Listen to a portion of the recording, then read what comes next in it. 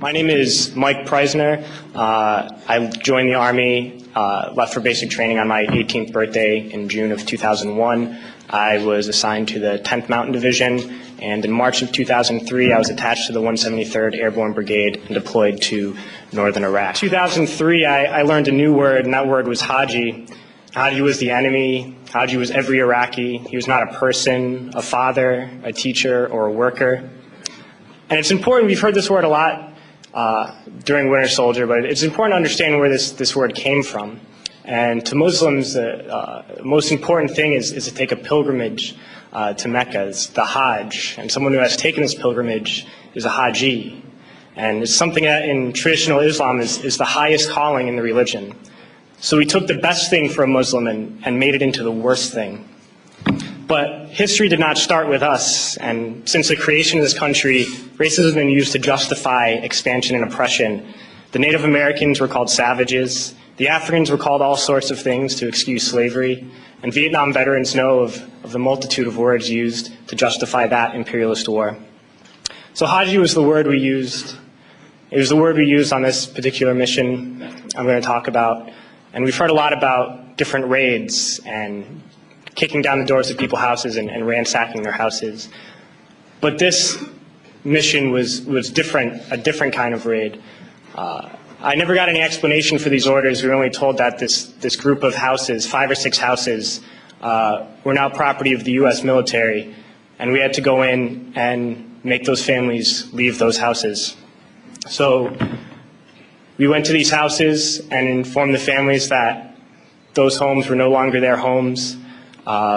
We provided them no alternative, nowhere to go, no compensation, and they were very confused and very scared and did not know what to do and would not leave, so we had to remove them from those houses.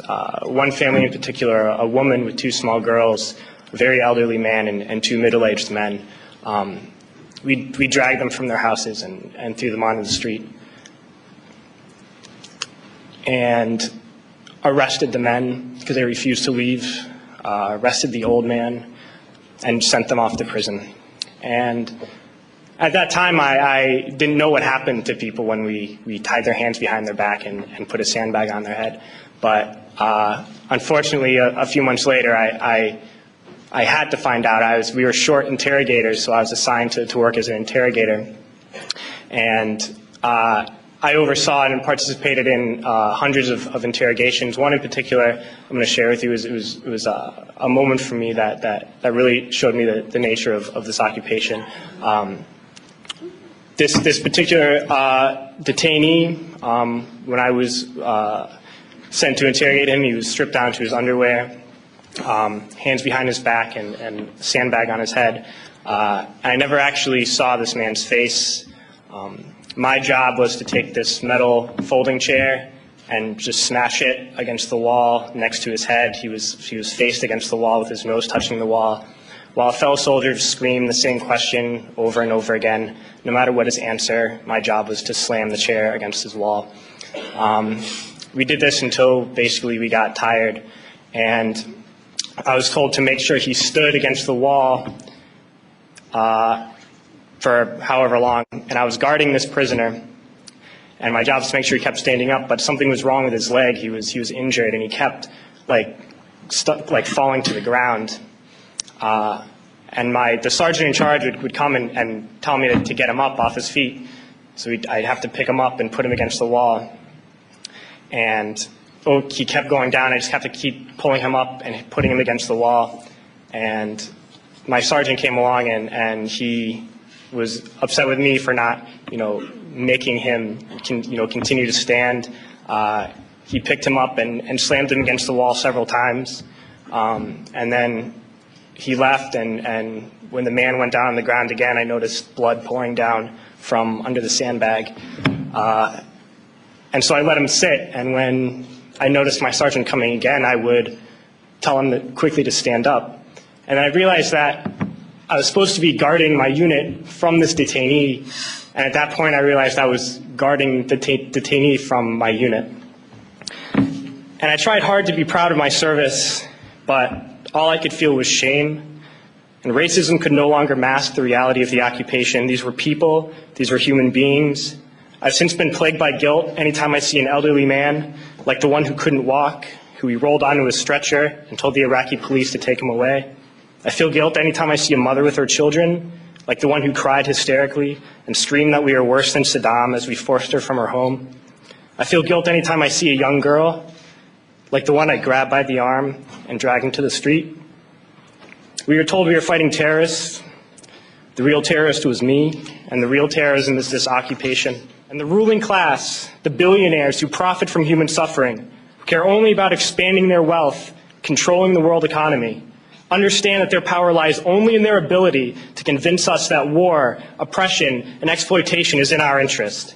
They understand that their wealth is dependent on their ability to convince the working class to die to control the market of another country. And convincing us to kill and die is based on their ability to make us think that we are somehow superior. Soldiers, sailors, Marines, airmen have nothing to gain from this occupation. The vast majority of people living in the U.S. have nothing to gain from this occupation. In fact, not only do we have nothing to gain, but we suffer more because of it. We lose limbs, endure trauma, and give our lives.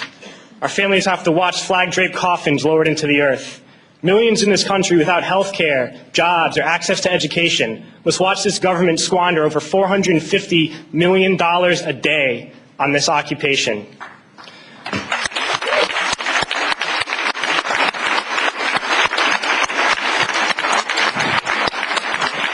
Poor and working people in this country are sent to kill poor and working people in another country to make the rich richer.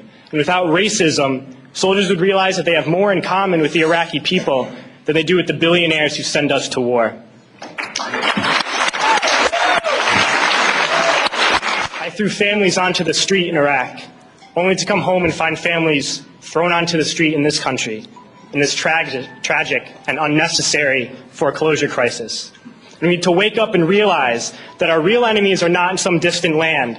They're not people whose names we don't know and cultures we don't understand. The enemy is people we know very well and people we can identify. The enemy is a system that wages war when it's profitable. The enemy is the CEOs who lay us off from our jobs when it's profitable. It's the insurance companies who deny us health care when it's profitable. It's the banks who take away our homes when it's profitable. Our enemy is not 5,000 miles away. They are right here at home. And if we organize and fight with our sisters and brothers, we can stop this war, we can stop this government, and we can create a better world.